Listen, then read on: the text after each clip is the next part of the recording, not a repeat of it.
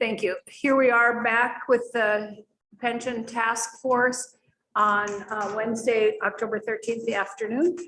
And we have with us today two very important people. We have Treasurer Beth Pierce, who's going to, the topic is OPEB and the pre-funding on pay-as-you-go options. So Treasurer Pierce is going to address us and talk to us about it. And then Senator Kitchell, who chairs the Senate Appropriations Committee, is going to talk to us about it. And I think for your benefit, Senator Kitchell, that we should just go around and so you know who's here, because you haven't been with us before. So I'm going to ask us to just introduce ourselves and who we are representing. Molly, do you want to start? Sure. I'm Molly Stoner and I represent Vermont NEA. And Dan Trotter with the Troopers Association. I am Leona Watt with BSEA. I'm Kate McCann with Vermont NEA. John Gammon, State Rep.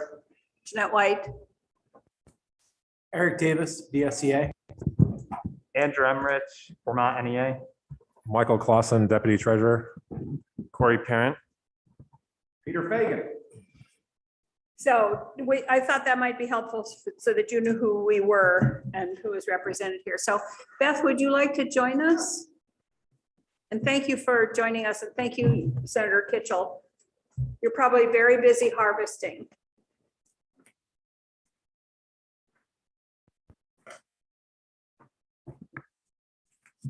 All right, well, thank you very much. And it is a pleasure to be here with you. I do have extra copies if anyone needs them. I copied them myself, so if the pages are out of order, you know that that's not my best skill. So hey, so I do have copies if anyone needs them. So OPEB, other post-employment benefits, which is primarily healthcare. It can include a little bit of life insurance and stuff, but it's not significant there. So what it really means is any other post-employment benefit except for pensions. And this was something that we've been trying to tackle for a number of years. You saw in the underfunding report for the teachers system that in addition to underfunding what's called the ADEC for pensions, we also, at that point, we weren't doing PAYGO. What we were doing is putting that on our credit card essentially and using the as a sub-fund to the pension. So it was legal, but it resulted in more reductions to what would have been full funding for the teachers' pension system. I used to say it took the wind out of the sails for any recovery. But so that is where we started with that one. Healthcare, I can't tell you how far back it went. But it's obviously been a long-term benefit for both state and teachers, employees. The state system was paid on a pay-go basis.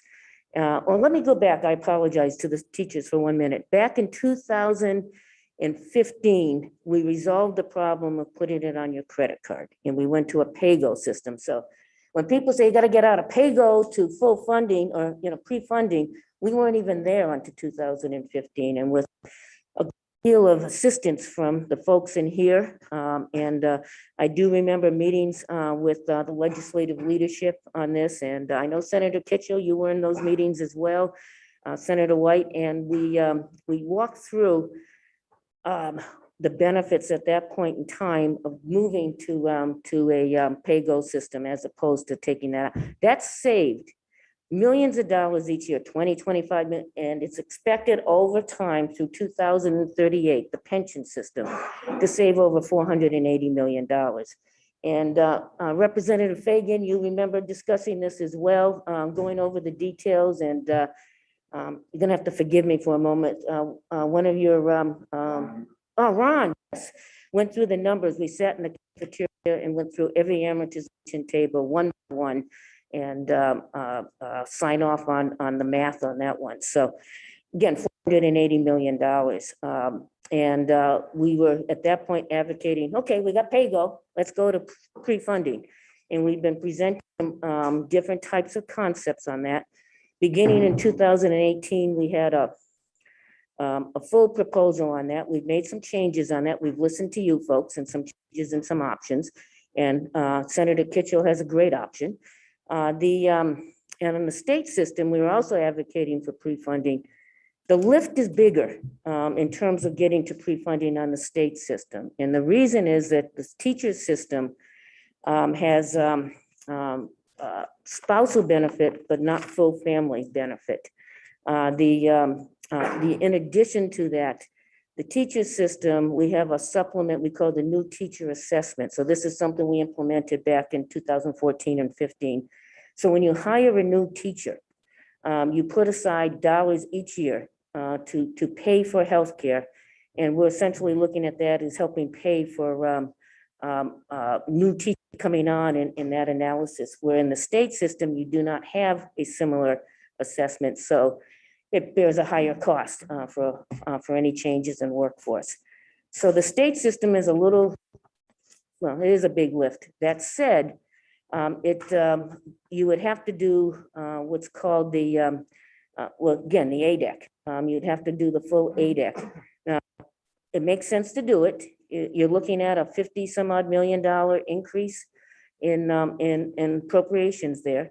On the other hand, if you don't do it, it's going to cost you $120 million, down the road. And again, each year and each year and each year, the value of pre-funding is that you get the benefit of compound interest. It's as simple as that. And we advocate that the state system as well as the teacher system need to go on a pre-funding model. Again, it's a higher lift of the state system. I'm going to go back to the teacher system for a little while.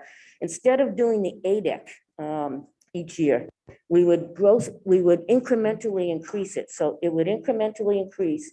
The ADEC is up here, and at some point they would pass. So essentially what you're doing is taking a little pressure off the budget by doing that. That was one of our proposals.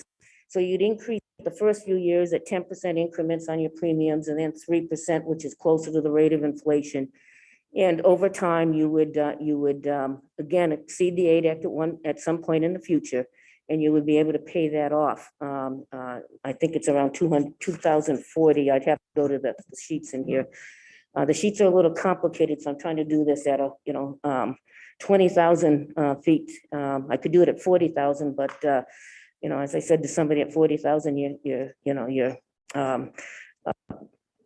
deprived of air, and your brain's not working real well. So we'll stick with a reasonable level of overview of it. But there's a process to get to that, and that's a method that we talked to you about several times. It was in the I'm going to forget the bill number, Representative Gannon, but it was in the COVID relief bill at one point to do that, and we were looking for $20 million one-time money, $6 million to put into the scaling of the 10 and 3%, and $13.5 million, the roughly 6.5 and 13 at the front end, give us a little more security, because if you have some ups and downs in the economy, this fund has some dollars, but not, you want to have a little bit of room so that you don't breach the what's called a crossover event, when an actuary looks and says that you're not going to have enough money to pay your benefits down the road because you've breached that investment line. So we presented that. We presented a couple of other alternatives. Senator Kitchell and her committee came up with what I think is a very good idea, which is to look at it and split it. So the normal cost, and we've talked about what normal cost is in pension, similar to this. If you started today, how much would it be to pay for your health care down the road, and pay the normal cost out of the ed fund? The thought there's a part of me that says we're kind of neutral. We would take any dollars you give us. That said, I think this is a very good idea. For me, conceptually, the cost of education, the true cost of education and transparency is there. I won't steal the senator's thunder.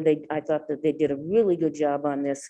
And we would continue to pay the premiums in the RTHM, in the Teacher Healthcare Fund, but we would pay for the for the normal cost in the ed fund. It takes a little pressure off the general fund. And I think it positions the dollars with greater transparency. So we like that proposal. It did not, it was in the Senate appropriates bill, but it didn't make it through conference committee. I listened and listened and listened. It was, I think, the last or the second to last senator item that you folks were looking at in the conference committee. We think that it deserves another look. So we've identified 2 proposals in our package, and we'd be happy to talk about any others that you have in mind.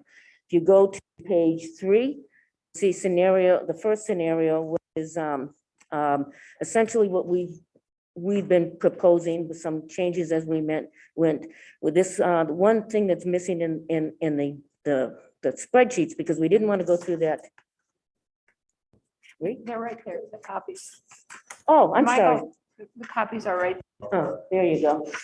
And again, if any page is messed up, it's my fault, not the staff. But so on page 3, we presented our proposal, which is pretty much what I just said, the 10% increments and 3% going forward. The one thing missing in this was the $13 million up front, and it does put the $6 million in change that the governor's budget in 2022 did not include. Now, this still starts at 2022. We could rework the scenario. It costs money to do this, and we wanted to have a conversation with you folks before we roll it forward, but we're confident that rolling it forward, we would still be able to do the pre-funding model. And we talked to our actuaries. They actually produced that chart, that exhibit that you see in there. And I'd rather not pay more until we know where we're at, but it Can I works. interrupt you for a Yes. second? Senator Kitchell, do you have access to this? No, I don't think I do. It's on the pension website, or on our pension committee website, if you need to look at it. We can, Michael, we could get someone to email it, perhaps to, or I don't know, somebody here. she has 2 different devices. I do. I have 2 different, I have 3 Okay. actually with my phone. Goodness, you're really. Although I just simply want to say I have not been immersed, as has the committee, with this level of detail. So I appreciate having the information. I'm not sure I can absorb it as well as the members of the committee. Well, and we have spent not a lot of time on OPEB up to this point, so that's why we're doing this today. So. Okay. All right, so page 3 has just a summary of the salient points in that scenario for the OPEB and the teachers fund, which we call the Retired Teacher Healthcare Medical Benefit Funds, or RTHUM. So if I say RTHUM, that's what it means. So you go through this, and it relates back to the charts. We stress test it, although as we talk about that, there's another definition of stress test that I don't agree with. Stress test should be a more comprehensive look. But what we did is say, what if the interest rate is 6.25% instead of 7%? So we also did this at 6.25%, and you do get to pre-funding in either scenario. So we think that this is a good approach. It has the advantages of building up that ADEC over time, building up to the ADEC. 3%, as I said, is closer to inflation. Using you get the value of compound interest. You know, it's going to take a little more time to get to that unfunded liability and getting to the reaching the ADEC. So we like this proposal. The alternative proposal is essentially what the Senate Appropriations came up with, and we like it. This is something that, again, I appreciate Senator Kitchell and her committee. And I think it had, if I can speak to that, bipartisan support in your committee. I'll let the senator give you more detail on it. But essentially, again, it would you'd appropriate normal costs from the ed fund. There is something in the teacher system, as I mentioned earlier, called the new teacher assessment. And that is money that comes from the schools. That sunsets in 2023, so we'll have to take care of that. That sunset was a little bit just a necessity. The first interpretations of GASB 74, which is the original, you gotta love GASB, another acronym. But when they first created it, there was some interesting interpretations. And the interpretation was, since you had a new teacher assessment, eventually you'd get the pre-funding, the whole thing by that with new teachers. And therefore, all of this needs to be on the books of the schools. And, you know, that didn't seem like a really good idea at the time. And so I think it was uniform between the legislature, the treasurer's office, the employee groups, the professional groups for educators. And we put a sunset on it. That said, Lost our Zoom connection for a minute there. Are we back on? Mitchell, are you still on the Zoom? Yes. Okay, because it disappeared from my screen. It all Oh. disappeared. So we're still Oh. live in? I can hear and I see myself. So I'm still connecting. Okay, okay. okay, thank you. So that was, as I said, something we needed to do to satisfy. We think that we've gotten that point across. We also, at that point, it was an actuarially determined. We moved it to a subject piece of inflation. So we're confident that by reinstating that, we'll have local school input into this, which makes sense because the hiring process is at the local level. And it provides a portion of contribution, and it will take care of new entrants, which means that that the formula that we're using in this the scenario works. And again, we've tested it both ways. In the situation of the VSERS, it's again we're going to need to take a look because it does not have the new teacher assessment. As I mentioned, the spousal coverage. You're going to need to pay the full ADEC to get there. And again, as I talked about improvements that we've made over the years to the teacher system, the same has been done. And I want to compliment the administration. They made some changes a few years ago. No, it's not entirely received by folks, but it saved over $200 million in the unfunded liability. We think that's something it's a good thing. We are looking at, I'm going to go in a few pages. There are two letters from Siegel. One letter is relating to the teacher system. The first letter, see proposed funding schedule for the VSTERS. You see the scenario chart here, the one at 7%, and behind it, the 6.25. Then the second letter is the state system. And you'll see that, again, a letter from the actuaries. And then on a page that looks like this, what would the ADEC look like for the state? And again, you know, when you take a look at it, the ADEC would have to be in 2022, 58.8 million. With no funding, with no pre-funding, it would be $109 million. And then moving forward, it would be someplace in the area of $120 million the next year and continuing because you haven't pre-funded and you're not getting the value of compound interest. We think it's good finance to pay the ADEC. It's just the right thing to do. It provides security for employees that have health care, number one. Number two, it provides the value of compound interest, and just to be very candid, it's something that the rating agencies would love to see in this state, that we're doing pre-funding in both the state and the teacher system. So that's kind of an overview of what we've done. The chronology, you know, of the different presentations we've made, because this thing's moved a little bit as we've moved on, is there.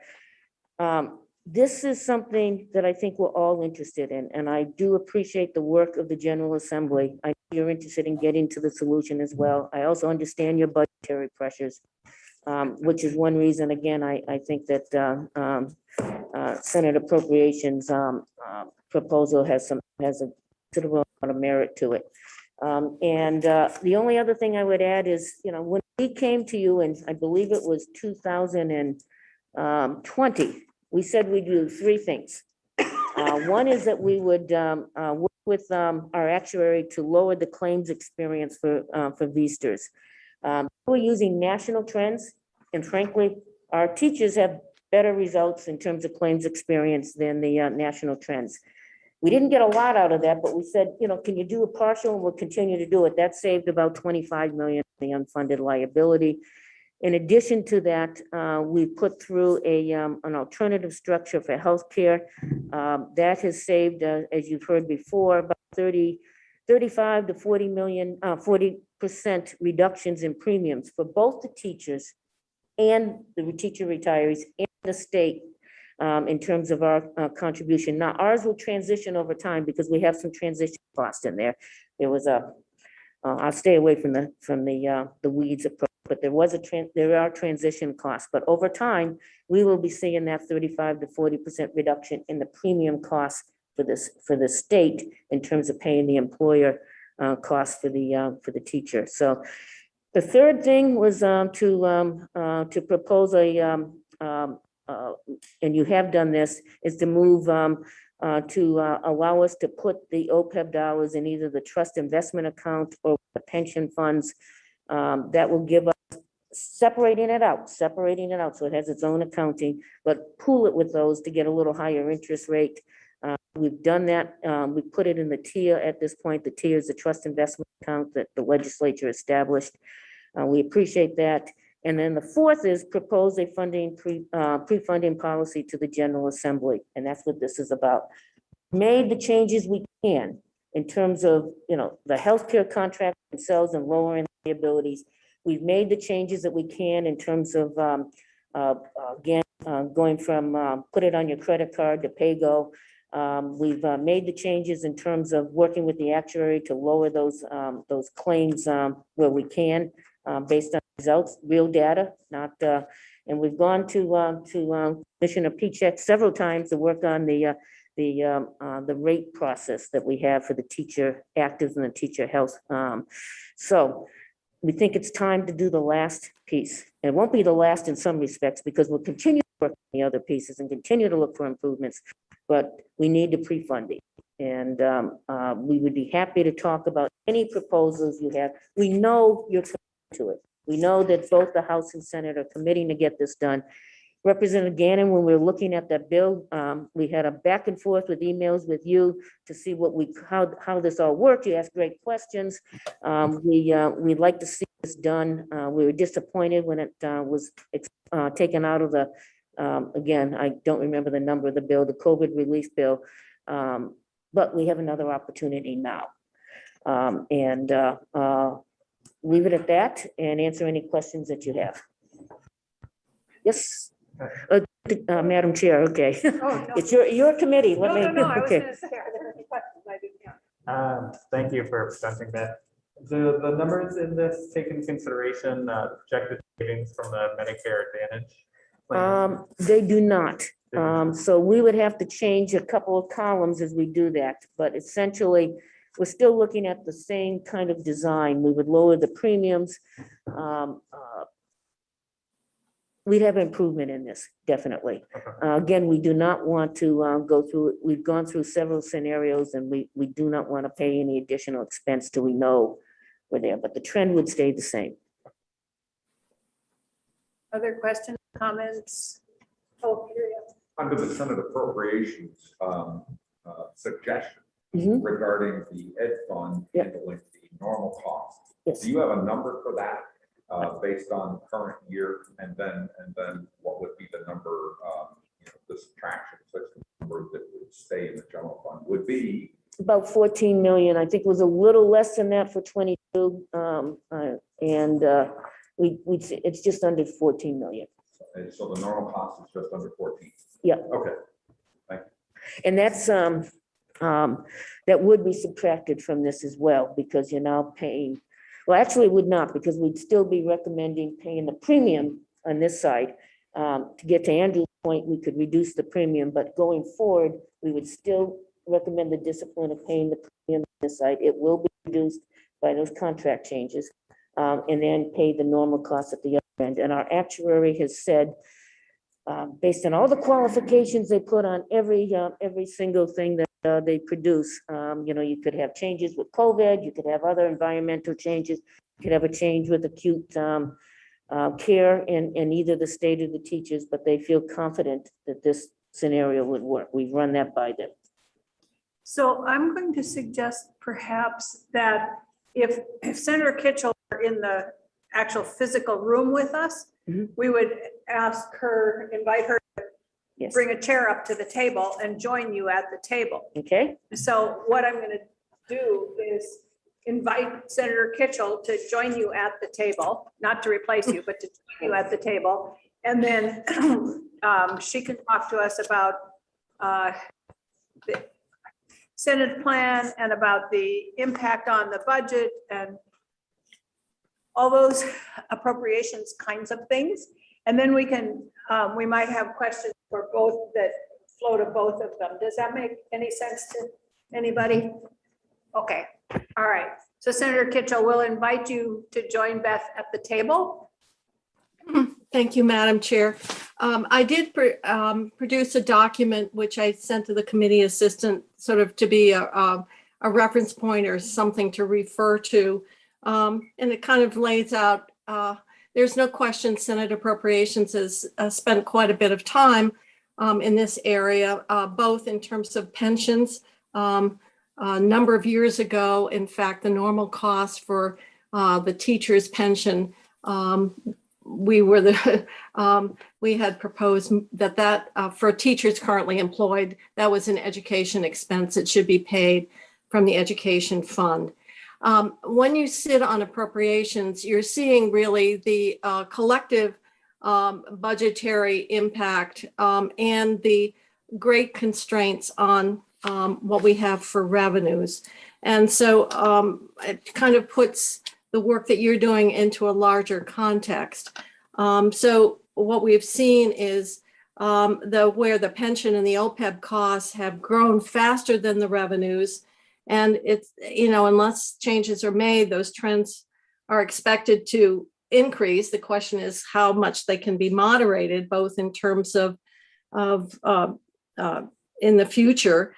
But looking back, we are seeing pension costs increasing over 13%. Now, I'm looking at particularly the general fund, and the OPEB costs have increased by almost 4.7. So one of the things that this does is create tremendous compression on the demands for the general fund. And we were obviously felt that we needed to move affirmatively to get our fiscal house in order. And that past examples where things were not dealt with as timely as they could, or easier decisions were made, then we tend to experience a much more significant long-term impact. Certainly, the underfunding that occurred prior to 2007 is indicative of that.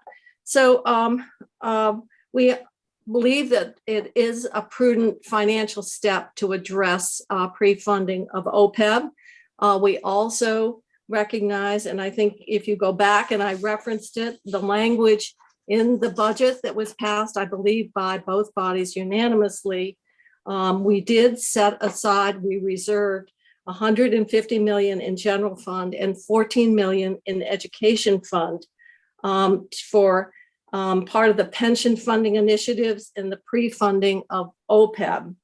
And really the language is, and I know you're looking at pensions, you're looking at OPEB. From a budgetary perspective, we're kind of looking at the combined impact of the general fund demand. And so we reserved them very clear, and the language is clear. They were reserved to be made available for appropriation to accompany the reforms that are part of this long-term legislative initiative to make Vermont pension and OPEB plans more sustainable. So you can see what is happening here is a tremendous demand for available general fund. And And also the fact that we're building up very significant unfunded liabilities. So as the treasurer said, last in the budget that was passed, the Senate, we had appropriated 14 million from the education fund to meet the normal cost of teachers' OPEB. As Representative Fagan will recall, probably painfully, this was a topic of great debate in the appropriations in the Budget Conference Committee. And the end result was not to necessarily agree, but to put the 14 million, keep it in reserve. So once we had come up with a proposal that was acceptable, then we could move forward. I personally believe that it is the important thing to do. The budget passed the Senate unanimously with the provision, and I made a point very clearly, and I think the chair will remember this, about pre-funding the OPEB and using the ed fund as the funding source for this education-related expenditure. We had gone through painful years where, in fact, the OPEB costs were paid out of the corpus of the pension fund, which only exacerbated the underfunding. So we have a benefit here that in reality has never been addressed in terms of how it should be funded. It's sort of been by default. And right now that default has been the general fund. So I wanted to give you some idea about what that means in terms of the fiscal impact for all the rest of state government. So there's on my document, the second page is just it really brings together in the chart how those obligations have increased, and the one-time funds that we have appropriated in the past, and then what that base budget growth looks like. And so you can see by the time we get done in terms of growth in all state funds has been 2.4% annually. And so if you're looking at spending rates that exceed that, then they're financed somewhere else. And so what has happened by the time we pay our debt service, we've paid the increasing costs associated with the ADEC, which we have been committed to paying in full since that 2007. There was a study, I think, in 2008, and what this means. And so, as you can see, that after we take Pay Act, we have less than 2% annually for any other general fund needs. And so you don't need me to tell you what has been the impact. It has been very minimal funding for higher education. The state college system has kind of been brought to the brink. Our mental health agencies have not been funded to the extent that they need to be. So we are not happy with obviously the level of services. We are notwithstanding the full transfer of the property tax transfer tax that would go into VHCB for housing and land conservation, which obviously housing is a really important need. So their impacts there, they're much more hidden. And my effort has been to say, we need to look at this in totality. And so I know you're looking at pensions, but you're looking at OPEB. If there are ways in which, and I think the language in the budget anticipates this, that those savings, if they can be achieved one place, can help underwrite the cost and free up some capacity in the budget. Because if we commit to going to a prepay, it is a significant long-term investment. And we need to be aware of that, what that impact is.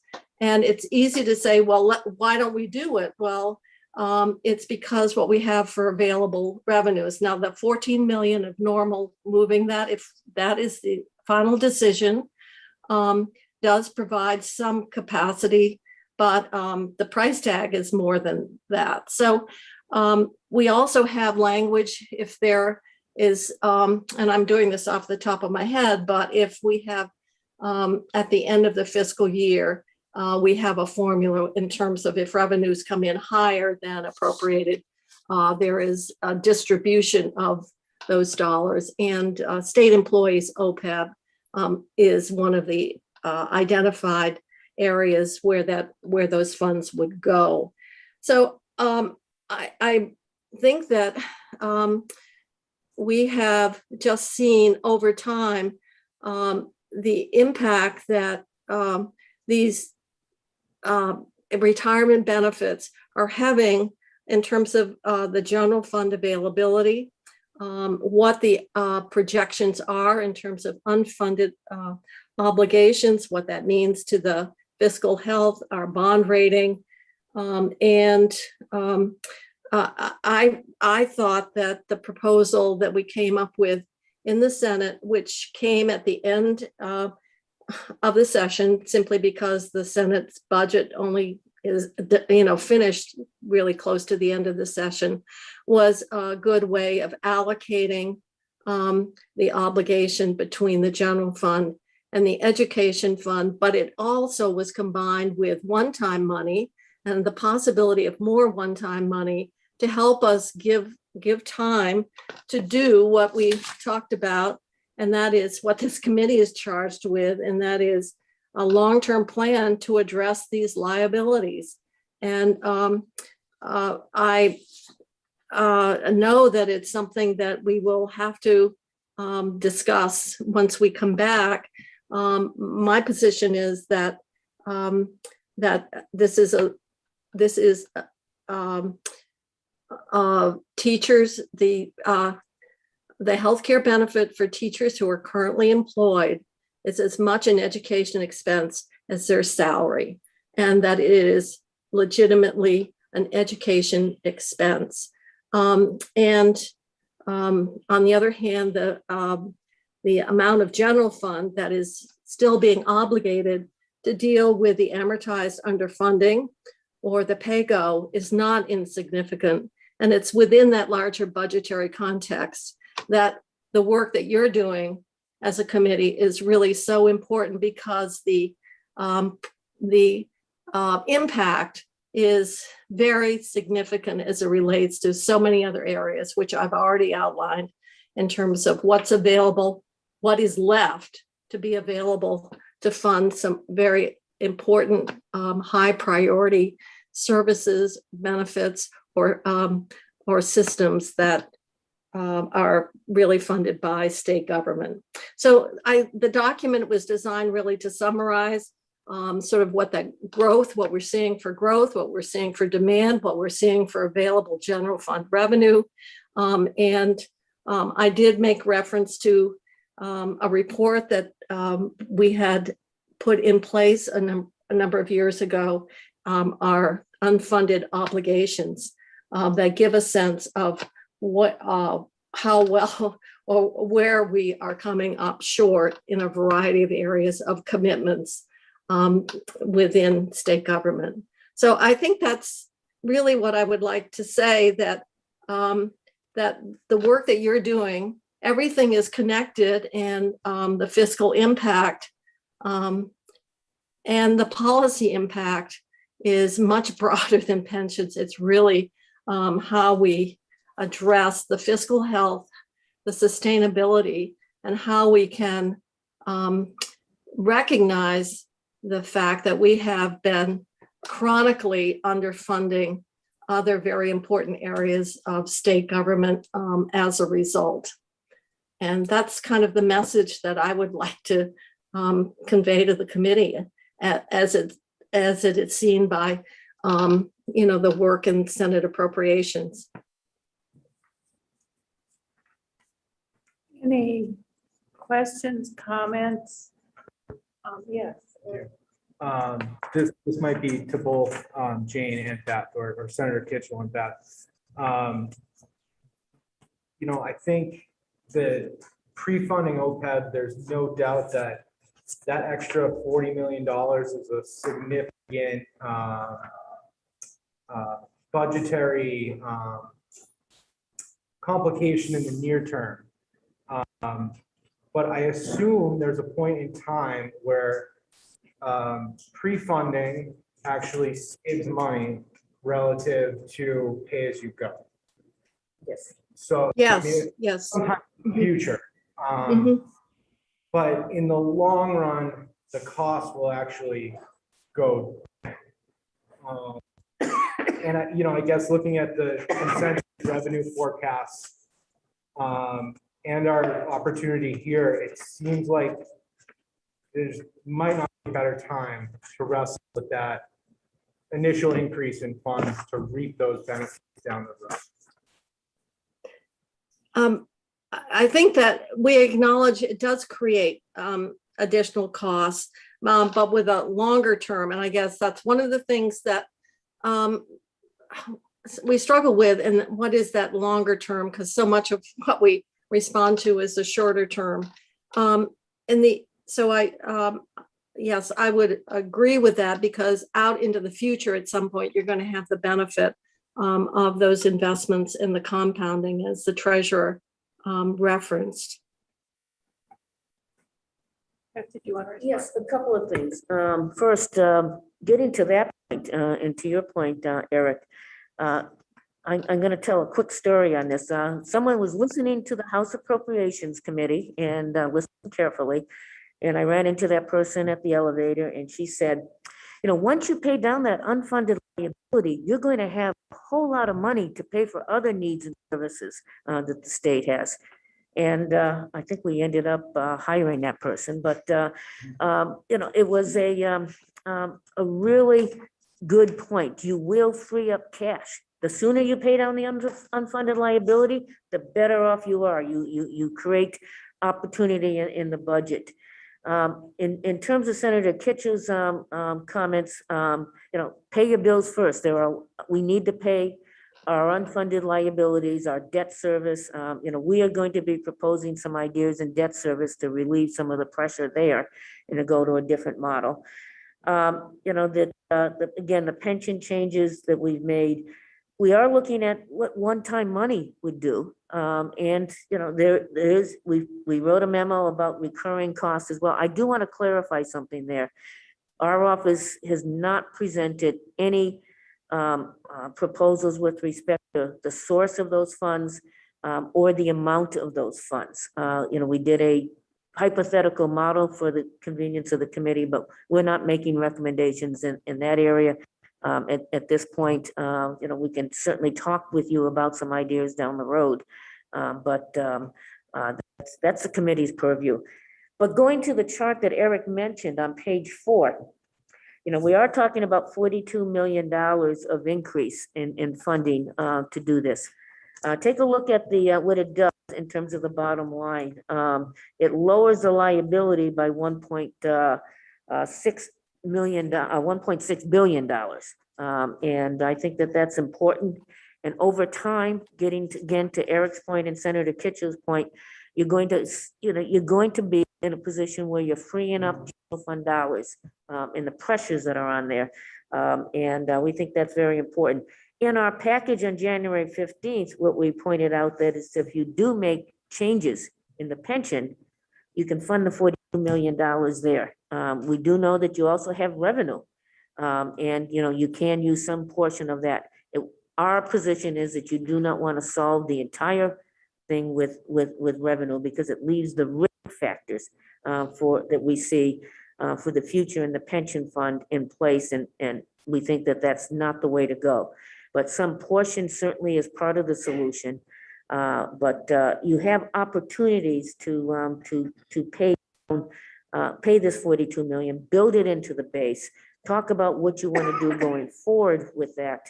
And getting again to Senator Kitchell's point, you have to look at this in the whole. Whatever changes you make on the pension side certainly will have an impact on this. But this also stands on its own. It makes sense. We've talked about it. We've looked at different proposals. It's been one of the blockages that we see in this, roadblocks to this is that, the initial cost. We get it, but we also know that fiscal discipline and getting to, again, Senator Kitchell's point is essential if we're gonna move forward and put this on the right path and to exercise fiscal discipline in the state. Madam Chair. The other point that I just want to, we keep making, and I know Representative Fagan does it on the House side as well. With so much federal money, we're in a world of distortion. And and we've used it as an opportunity to really deal with some long-term needs. And that's where the 150 that's in reserve we were able to put that aside. And the question becomes, with the coming year, can we, what more can we do? Obviously, there's many different ideas about how that money is needed, from the continued rollout of broadband to housing, and the list goes on. But underneath it, we've got to really look, and that's why base revenue, we've got to remember is what is there for the long term to support any of these decisions or obligations. So I know from the general public perspective, there seems to be millions of dollars. And so what is the issue? But those dollars are one time. They have infused a lot of money into the economy as well, which has been obviously reflected in a personal income tax as well as sales tax. But we have to always keep an eye on what is one time, limited time available, and what are we going to have to support our state government expenditures on an ongoing basis. So I just want to restate that distinction that is really so important in the world of building a budget. So Treasurer Pierce, as you know, there is one-time money reserved to address the pension and OPEB issues. Given how little money is in the OPEB trusts, what do you think the impact should be? What are your thoughts with how we direct those one-time monies, given the What? That was exactly my question. I was going to put both of them on the spot and say, this $164 million, how should it be divided? Yes. Okay. Well, one of the things that, again, Senator Kitchell mentioned is putting that into your base budget, in terms of expanding different programs. I'm all for expanding programs, and I look at housing and childcare and see that those are essential services. And I would love to work with you on innovative financing. We did a report on housing. We've looked at some of the other issues as well. We'd love to work with you as you see fit and how we can be helpful. But when you have one-time money, you don't want to build it into bases. Although I would say in this case, you would look at some portion of that, because pay your bills first. And that 150 million, or a portion of it, I'm not going to give it a recommendation as to amount, but I think a significant portion of it should be looking at paying down the balance in your unfunded liability. If you remember our revenue report, whatever model you take, whether it's one-time money only, recurring money, which has a better outcome, paying down that principal up front is so important.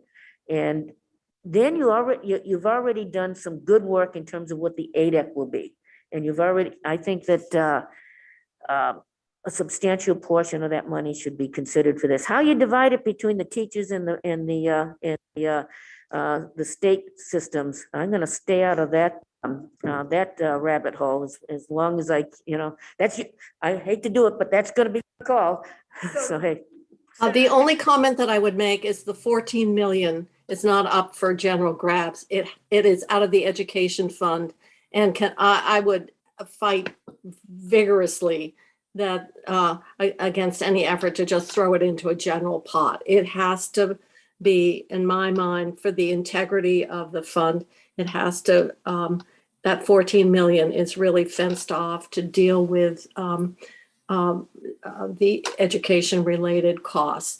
In terms of the split between the 150, from a general fund perspective, if you're looking at how underfunding, the more that goes on the teacher side of underfunding, that does have a greater benefit to the general fund, because within state government, there are pensions that are paid through other than the general fund.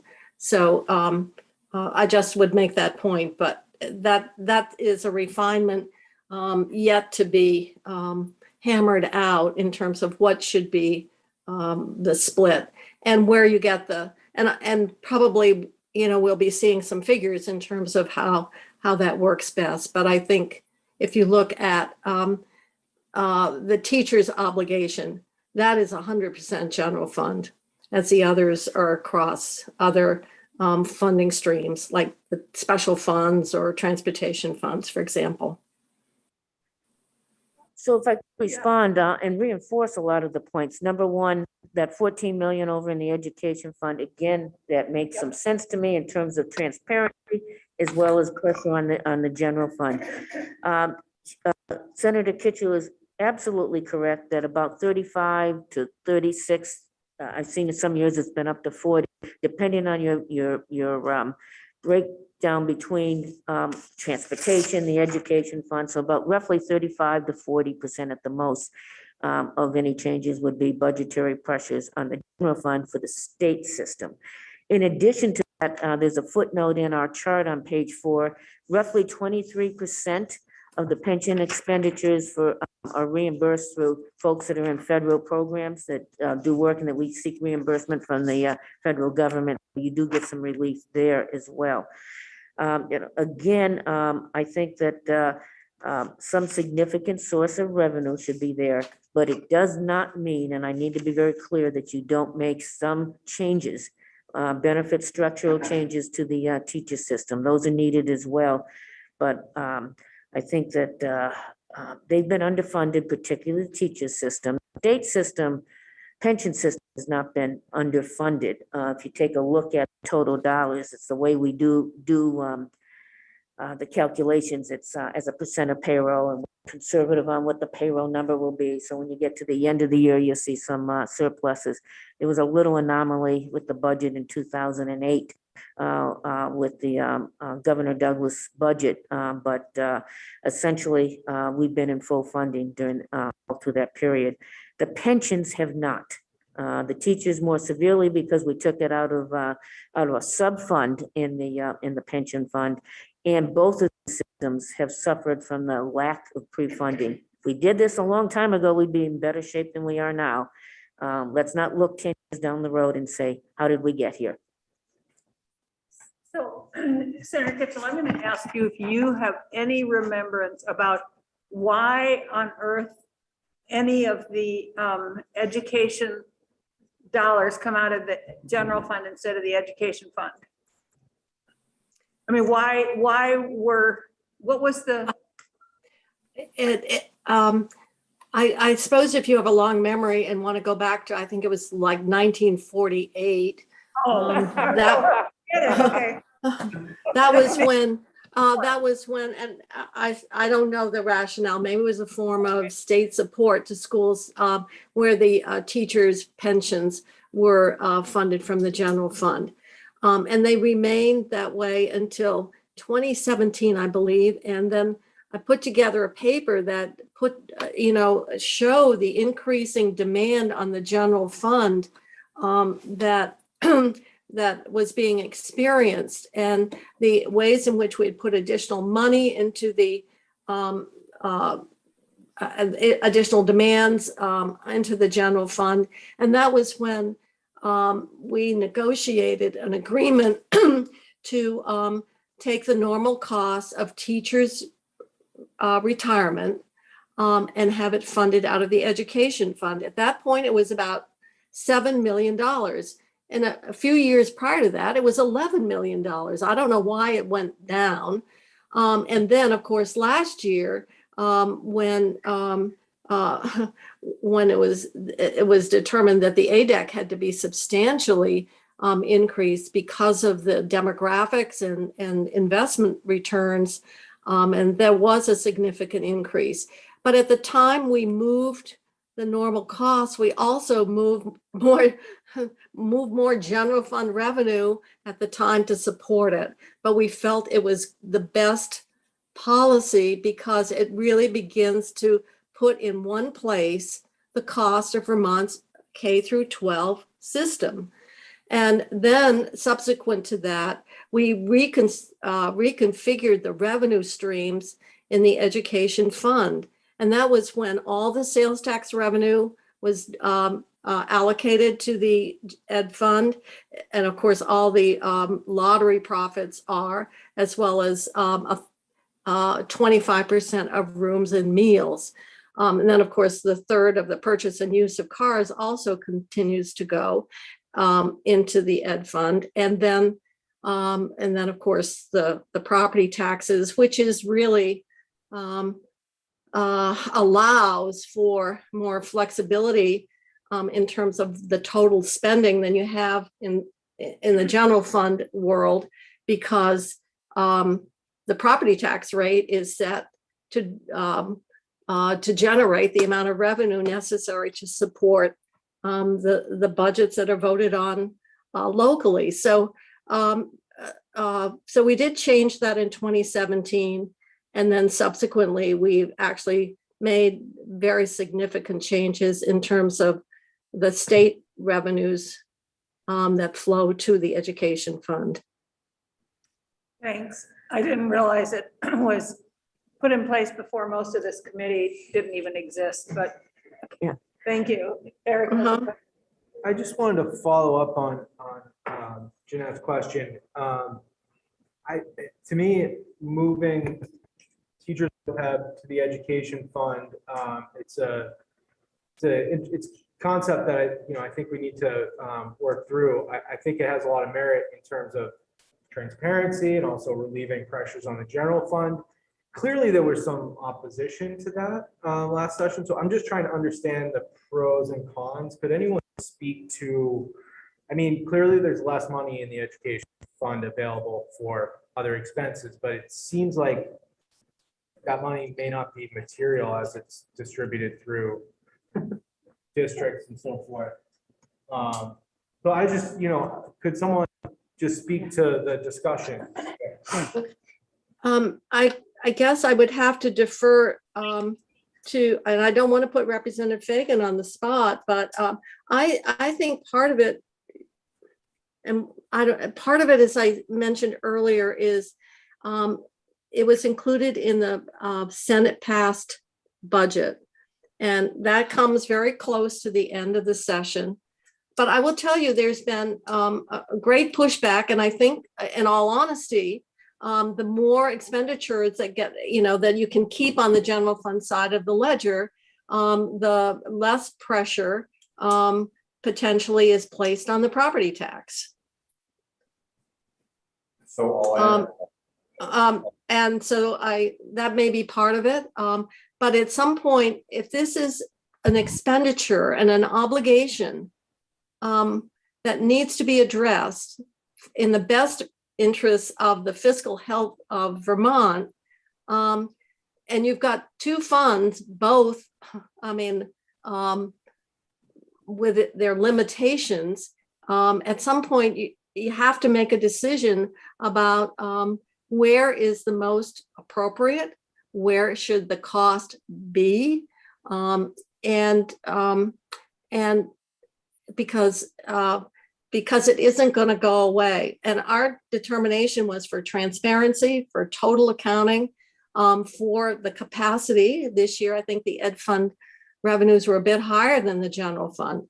That this was the time to address the normal costs of teachers' OPEB.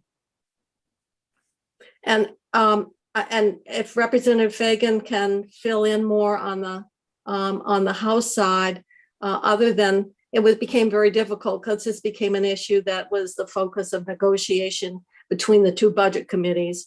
And obviously from the House perspective, there were other committee interests involved. So if Peter finally has thank the you. mic in front of him so that he can be heard. So Peter. Thank you. So first of all, the ed fund is the larger, if you just compare how much is in the ed fund to be spent and how much is in the general fund to be spent, the ed fund is larger than the general fund by $300 to $400 million. So it is just pure dollar standpoint, it's a larger fund. Both funds have the same constraints in that there's very little room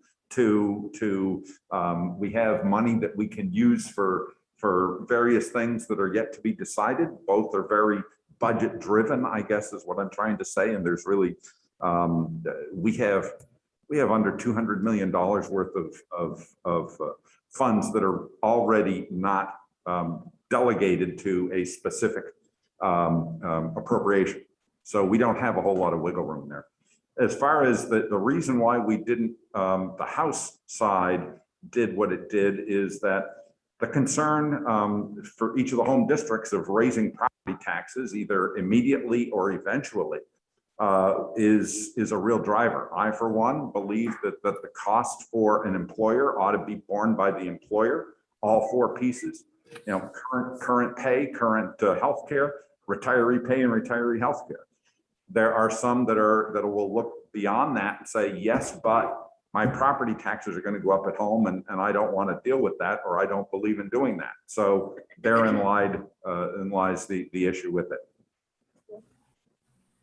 I appreciate that background. Thank you. Could I respond? Yes, please. Thank you very much. So Senator Kitchell is right that the normal cost for the pensions was about someplace around 8 million, and it dropped down, 11 million, then it dropped down to 8 and so on. The reason it dropped is related to the points that Representative Fagan's making, which is the pressures at the local level in terms of what you have for staff and the cost. You know, as you're looking at local budgetary pressures and you're looking at the teacher trend in terms of population, because the population of teachers went down and the normal costs related to that, it kept going down.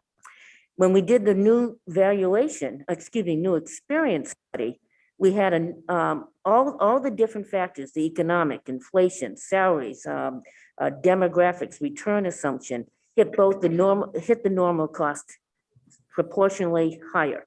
And as a consequence, that's why it went up so much this past year. But it was going down because of the number of staff that you had and the calculations of what that accrued liability looked like. Getting to the point about the balance between the two, Representative Fagan, I think that's very, very important. I said this before that, you know, when you look at property tax and you look at the local level and the pressures there, and there's been relief, you know, there's also costs increasing, and I'm not going to get into that dynamic. But as you're seeing the efforts to do that, and it impacts retirement decisions, you're now seeing increased costs in retirement.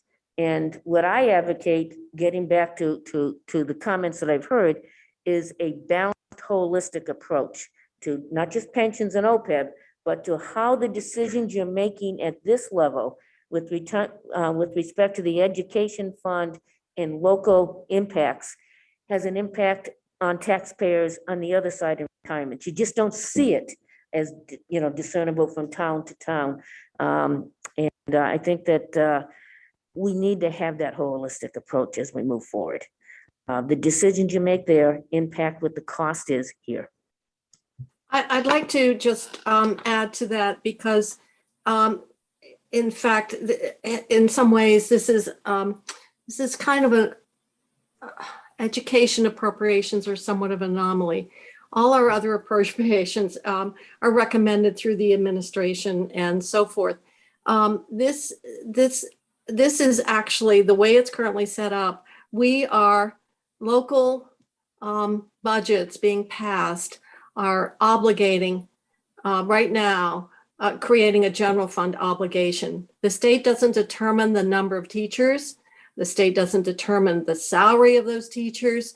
And all of that, those are the variables that go into creating this education-related expenditure and obligation. So in some ways, it does create a more connected decision-making in terms of the staffing, hiring, and what are those budgetary implications that flow from it, which currently right now are kind of in two different places. Again, I really appreciate that comment, Senator. It's to the point that we're making. I'm not an expert on property tax. I can tell you what the numbers should be, what the pressures are. That's not the area that we get involved in. But what we are saying is we need to take, just as the senators looked at it in terms of pensions and OPEB and this, you do need to take a holistic approach to this and understand the implications that one piece has on the other and vice versa.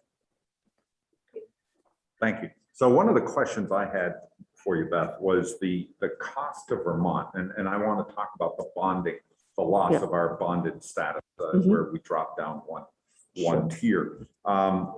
This is important for many reasons. And it's not just to pay the bills, but it's important such that the credit agencies, the way that the financial apparatus of the state of the United States looks at the state of Vermont is what we're working on right now. And if we've already dropped down one level, and if you would speak to the additional costs borne by all Vermont because of that drop down one level, and what would happen if we were to further degrade because we fail to take if we fail in this opportunity. It's a very good point. I do not have the numbers with me, but we will give you some sense of that. Right now, the interest rates have been pretty low. And because of that, the difference between a taxable bond and a non-taxable bond has been pretty tight. As I said, it's a low interest rate environment. Interest rates change, inflation, you remember the 80s. This past year, we had a 4.5 or 0.6% interest on the CPI urban Northeast, which is the one we use for pensions in looking at our increases for current retirees. The bottom line is that as the interest rate environment changes, that's going to get bigger. And it's not just ours, it's not just the borrowing that we do, which is a big component, but each of the agencies that are out there, authorities, not as much VSAC, but to some extent, VHFA, the VITA that uses our credit rating to lower the cost of their financing, the bond bank, to some extent, bond bank has made some changes as it's looking at the risks associated with that, but they usually are one notch below ours. So as we go down, they go down. Okay, so the cost to the state is not just what we pay, but it's how much for economic development in VITA, how much for housing in VHFA, how much you have for bonding, the local bricks and mortar processes in the bond bank, and how much in terms of education, the cost of loans. Again, bond banks made some changes for risk mitigation, and I would say VSAC is the least tied to our bond rating. But those are really education, bricks and mortars, economic development, housing for folks. That's all impacted by the decisions that we make. In addition to that, our reputation is about our fiscal discipline. We don't have the best demographics in this. We talked about that, and that is a factor that's impacting the state as well as our liabilities. But we don't have the same size of industry that some other AAA states have. You know, we vary. When you look at AAA states, they vary from state to state, and we still aspire to be a AAA. But our fiscal discipline is the first thing they highlight in almost every narrative. and in the conversations we have with them, this makes a difference to how investors feel about this state. So you're also looking at folks that want to move their businesses to this state. And they're looking at, is this state one that has a consistent, well thought, long-term fiscal discipline? And I would say the answer is yes, but we need to continue to do that. We have a great reputation out there. And this is very important across the board that we maintain. When someone says, well, it's not that much in this environment, they're right. The future can be more for the state, and it's certainly more for all the externalities of important things that make a difference to Vermonters and makes a difference to companies that are looking at it. So it's pretty extensive. I'll try to quantify some of it, but obviously I'm not going to be able to quantify all of it. But Representative Fagan, you're right on target. Thank you. Anybody else have any? Oh, sorry. That's okay. What are the kind of leading factors identified by the bonding agencies for us, and kind of where does the pension fit in Sure. to that? Sure. They've always recognized that pensions have been a liability that's increased. I would say, I'm not going to say which agency, there are three, Moody's, S&P, and Fitch. So I'm not going to say which one says which, because there are some differences between them, and I really don't want to characterize any one and mischaracterize in the process. But some have a higher, more emphasis in their rating system on pensions and liabilities, and we've had some concern over the years. Others have pointed out that you're paying the ADEC. And by paying the ADEC, you're working on those. And there's a thing they do called tread water, and another term in another rating agencies. And we do the same thing. And I saw it in the Pew report. Not that I'm a big fan of the Pew report, but I did see this particular exhibit, which took a look at how much you're putting in, how much it's costing you, and how are you treading water, or are you going down the bad road? And for the most part, we've been barely treading water. If you look at some calculations, we were just below treading water, but able to swim back up. And they've emphasized that, and they feel a little, you're taking responsibility for it. This takes a big step toward that. The biggest different reason for the downgrade were two: our demographics and workforce. And we're older. There's strain in terms of the cost of government on a smaller population. And they cited the pensions in relationship to that lower revenue base. And said, are you going to be able to pay those liabilities down the road if you have a lower base? Now, if you improve the demographics, you improve the pressures on the pensions. So again, going back to what I'm hearing across the board here is a holistic approach is very much needed. We need to work. These are changes. We're talking about 1.6 billion in the OPEB case off of our liabilities. You're talking about significant improvements in our funded position in pensions. These are good things. We want to do it in the right way that matches up the needs of our employees and future retirees. And again, as I've said, for not just this generation, but the next generation after that. And we have to make some hard decisions, but with compassion and working together. If we increase our demographics and our revenue base as a state, that helps us as well. And I'd say the demographics and the pension liabilities, particularly linked to those demographics, are the largest reason for the downgrades that we've seen. They continue to see us as good financial managers, but they also see this growing liability. And what is that good fiscal discipline, that state that shows that good financial management? What are they going to do about it? Continuing to encourage people to come to Vermont and increase that population has a really positive impact. Absolutely, overall. absolutely. Which just has me thinking about that piece for Act 75, considering the impact of recruitment and retention, to state employees and the teacher workforce. We want Vermont to be a state that people want to go there to teach it. So Yeah, the quality of education is very important to this state. And I think that that's important, and being able to do the functions of government. What I said earlier in testimony is we need to do a little more work on workforce analysis. Where do you need the help? Where are we okay? What are those changes? Right now, we talk about how much, a person makes, what is the gender gap? And it's still there, my friends. What are some of the characteristics with the educational profile of state retirees, in particular in that workforce? We need to look and say, what do you need to do at corrections? What do you need to do in human services? What do you need to do in financial services? Exclude our folks and Commissioner Pichek's folks in this process. We need to look and say, what is the right balance? Are we in the right place?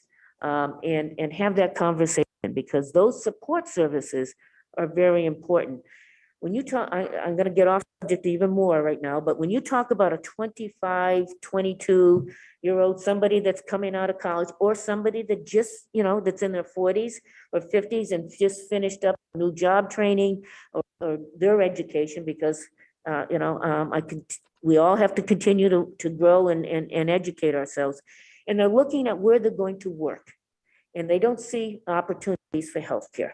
Okay, they don't see opportunities for childcare. They look at the rents in an apartment and they say, I can't afford this. So they're going to go to another state. We need to look and balance at all of those factors that's about growth.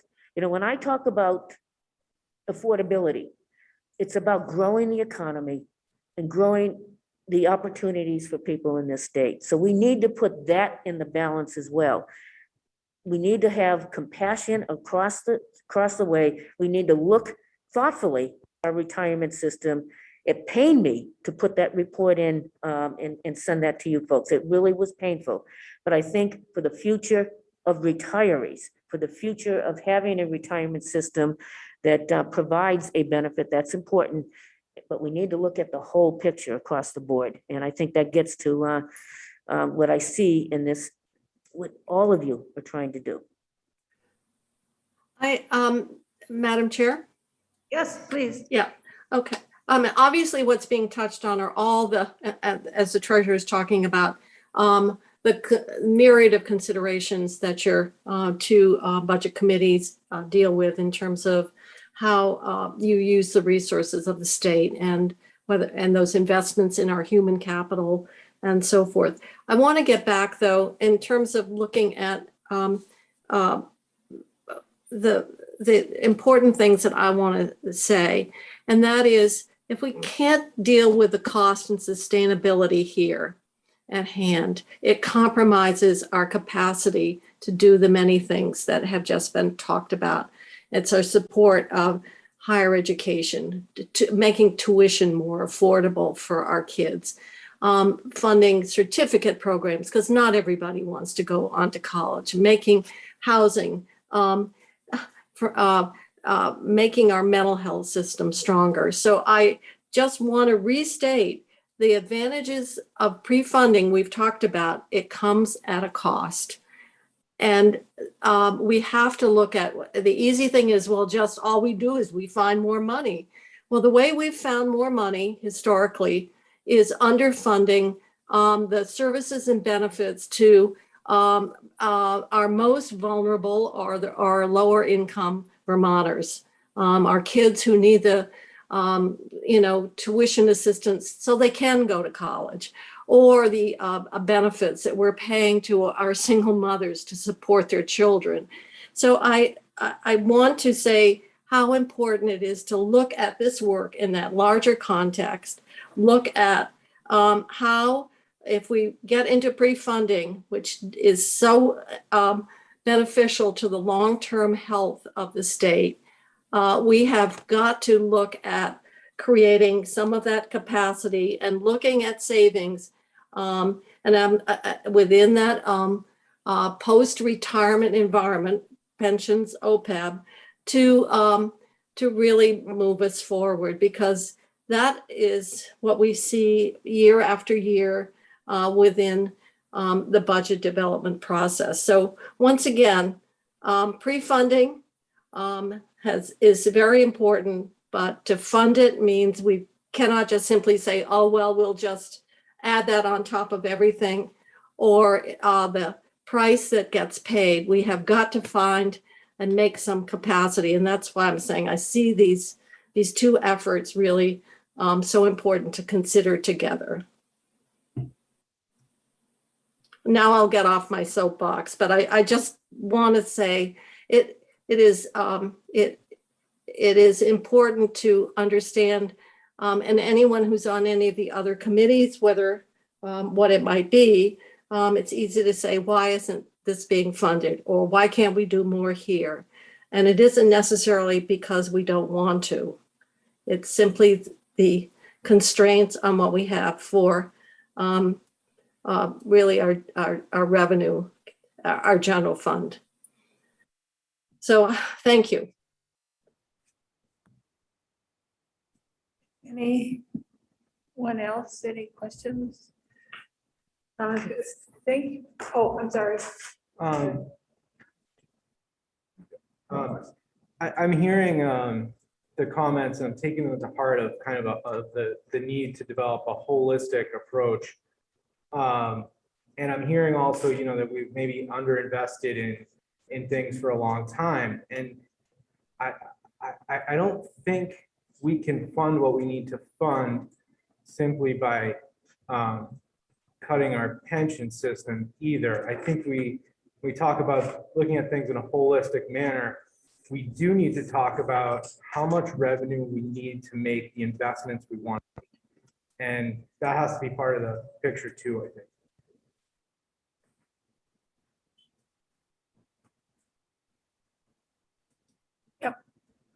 Is it all right if I make a comment on that? Sure. So I think that I agree that's holistic. I've been saying that many times today.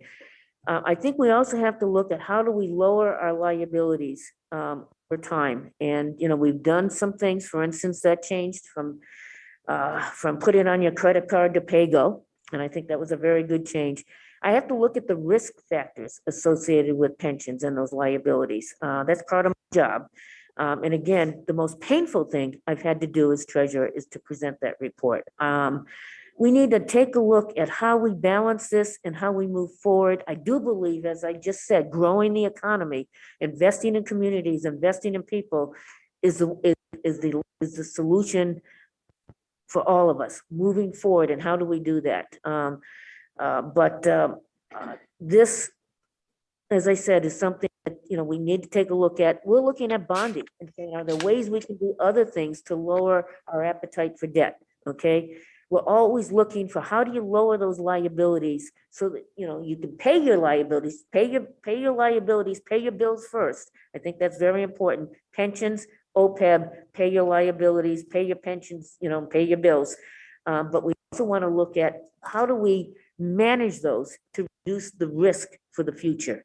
And whether it's funding, whether it's pensions, whether it's other long-term commitments that the state has to make.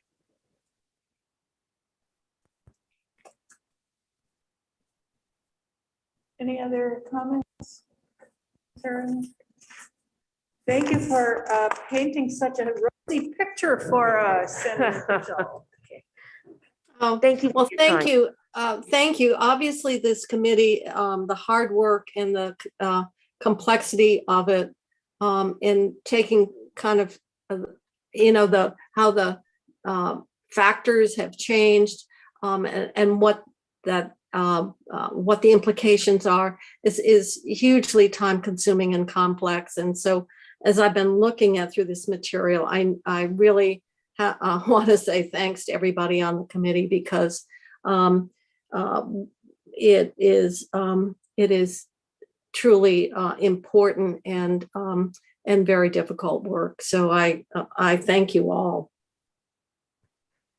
I want to say thank you as well. And I think that the perspectives that I've heard today from folks that are state employees, teachers, active members, the legislature, folks that are in the executive branch or the treasurer, it's it's all together, and that's the only way we're gonna find a solution. But I want to say thank you for the time and your consideration, and hope that one thing that comes out is fund the OPEB, so.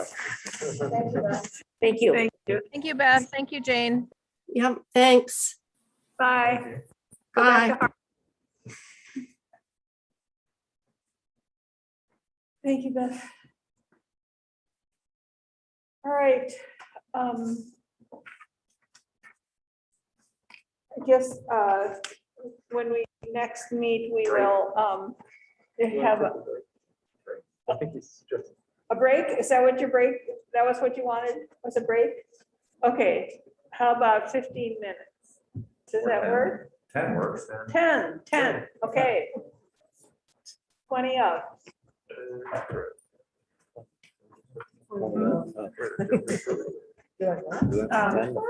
I don't think we need to do any more on that. Oh, yes, you said. That's long enough for a send your- question and have some lunch. So let's just, we'll look at that. And then I think we'll decide on the next, when we'll do that extra meeting, because the teachers have to turn it into their, because they